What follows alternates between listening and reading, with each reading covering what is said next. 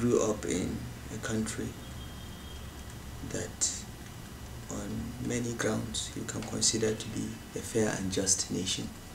And one of the strong beliefs I have is that Nigeria can be that country where everyone will have an equal opportunity to realize his potentials, because I am a living example of that. And then as I got out of university and began to build my life and my family, I saw the country deteriorating, going the way of a very unequal society, where a young person like I was 20 years earlier would not have had any opportunity to get an education or to get a job or anything like that. And I feel very strongly about things like that. I believe in a strong and united Nigeria. I believe that strongly because throughout my life I have been helped up and assisted by people that are not from my part of the country, and by people that do not practice my religion. So I believe strongly that God made this country for a purpose and we should be one and we can be a great nation. Well, first, I never think of myself as a politician. I know this is hard to appreciate because I've been on the campaign trail with Buhari Bakari. But I think that the conventional Nigerian politician is a layabout, someone with no profession, someone with no means of livelihood but politics, someone that is willing to move from one political camp to another for advantage, someone that believes that to succeed in politics you need a godfather, and more importantly, the conventional politician in Nigeria thinks that politics is a way to be employed and to be wealthy. I am none of this. So I'm somehow of the opinion that you are still angry with President Obasanjo for not anointing you as candidate in 2007. No, I'm not angry with President Obasanjo. I don't think I ever will be, because President Obasanjo is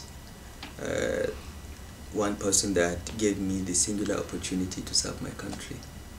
He's not perfect, he has his faults, but Obasanjo stood by me. Not only did he give me opportunity, but I did some very difficult jobs in public office and he stood by me. He was a loyal, I would say loyal boss, and I would never be angry with him. And I never desired to run for any office. So the question of being angry because he didn't anoint me does not arise. I think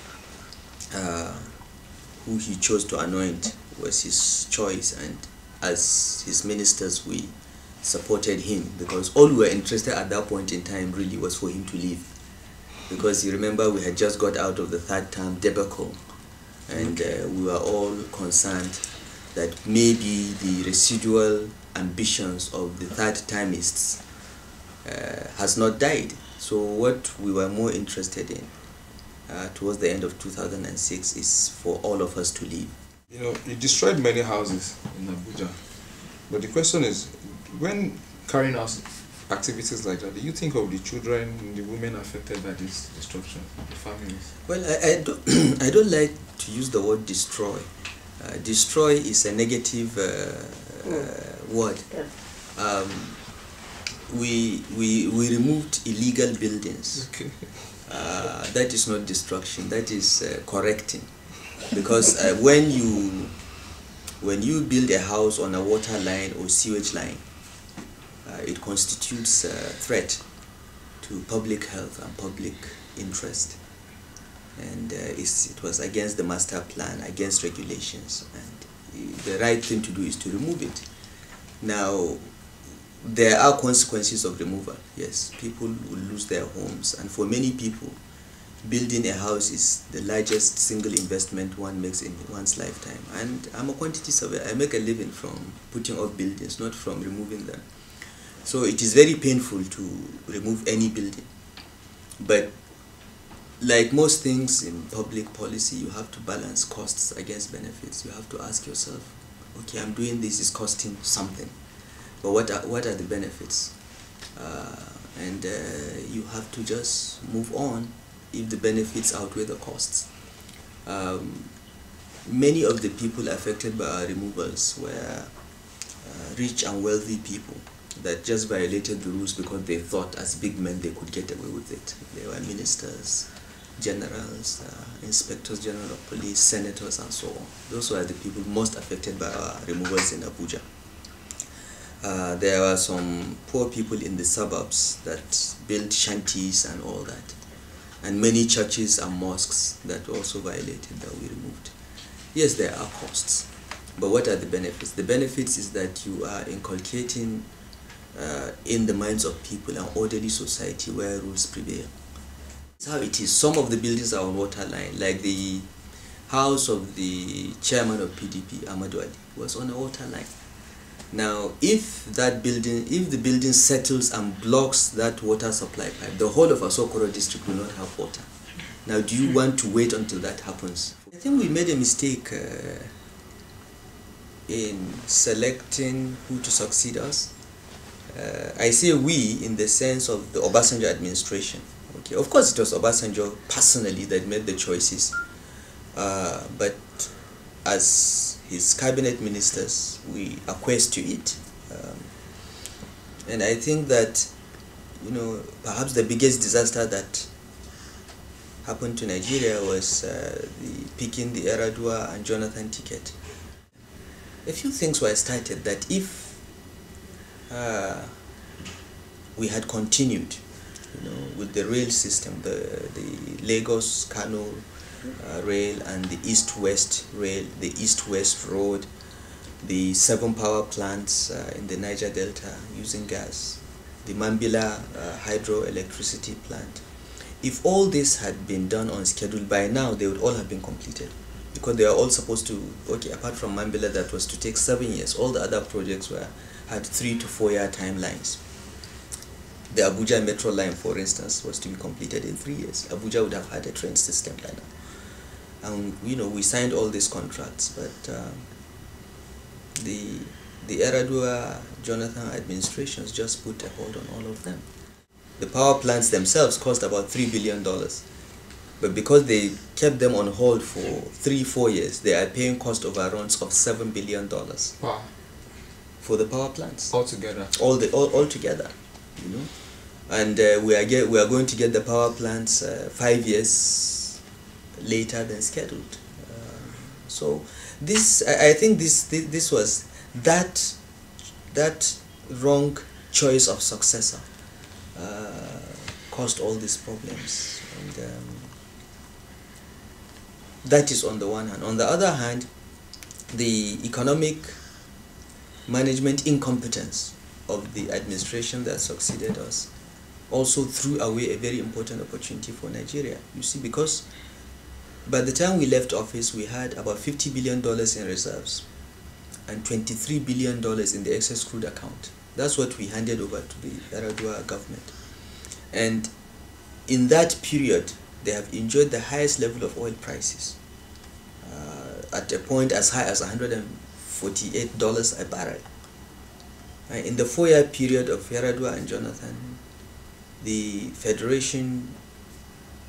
governments of the Federation earned nearly $170 billion from oil alone. So if you put this together, in 4 years they got $200 billion. And what did they do with it? Absolutely nothing.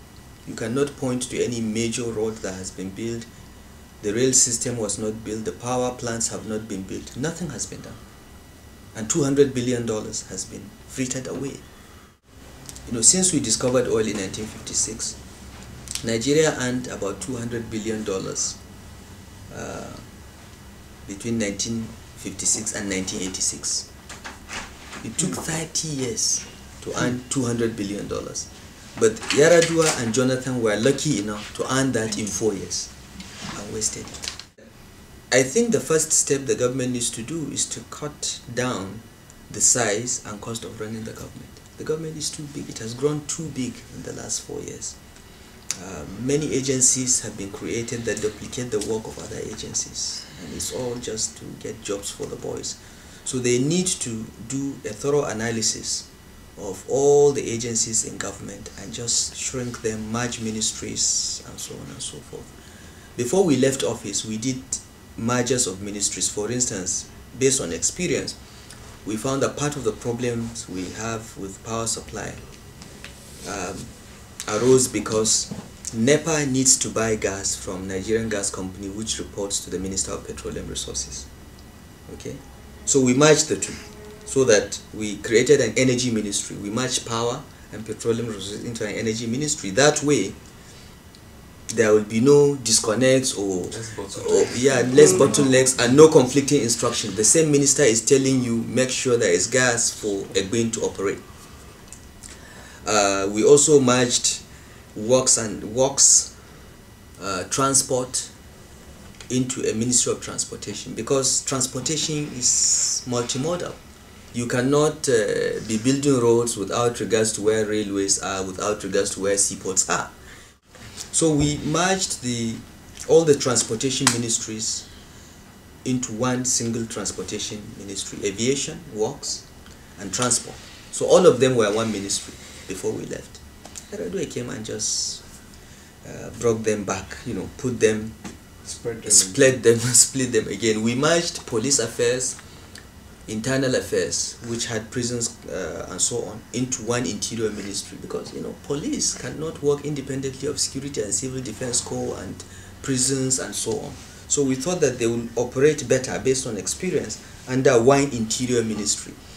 We did all those things, but the Eradua and Jonathan administration reversed all of them. So they have made the ministries bigger again. They have even created new ones. So today we have a Ministry of Science and Technology, and we have a Ministry of Information Technology, and we have a Ministry of Communications, Information and Communications.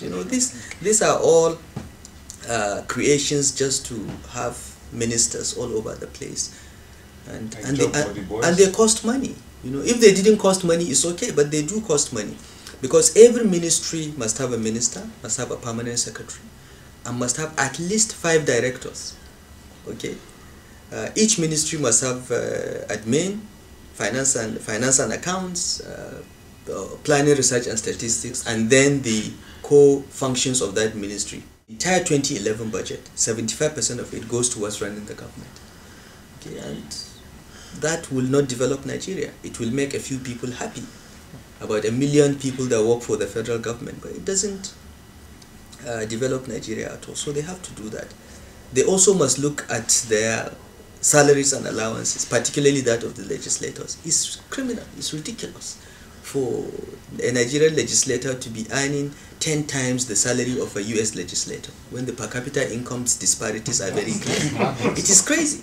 A typical Nigerian legislator costs us $2 to $3 million per annum. Okay, a senator in the US does not earn $200,000 because Obama's salary is about $200,000 per annum. So we have to look at ourselves and take some very difficult decisions that are realistic and consistent with our resources and levels of development.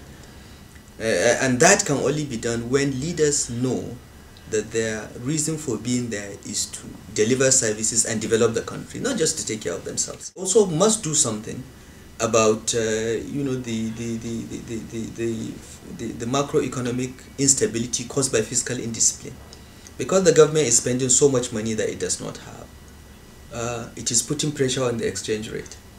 And to keep the exchange rate stable, the governor of the central bank has had to be raising interest rates. Now, when you raise interest rates, what happens is that you kill the real sector, because businesses now borrow at very high rates of interest. Because they borrow at high rates of interest, they cannot expand, they cannot create jobs, they cannot hire people. Meanwhile, every year, 3 million young Nigerians join the workforce. So this is a problem that is building up, and unless the government is willing to take some very hard decisions to cut back spending, to channel resources towards capital investment, and what will secure the future of Nigerians, we are going to have a big problem a few years from now, because we are going to have this youth bulge of young people that are educated, unemployed, and angry.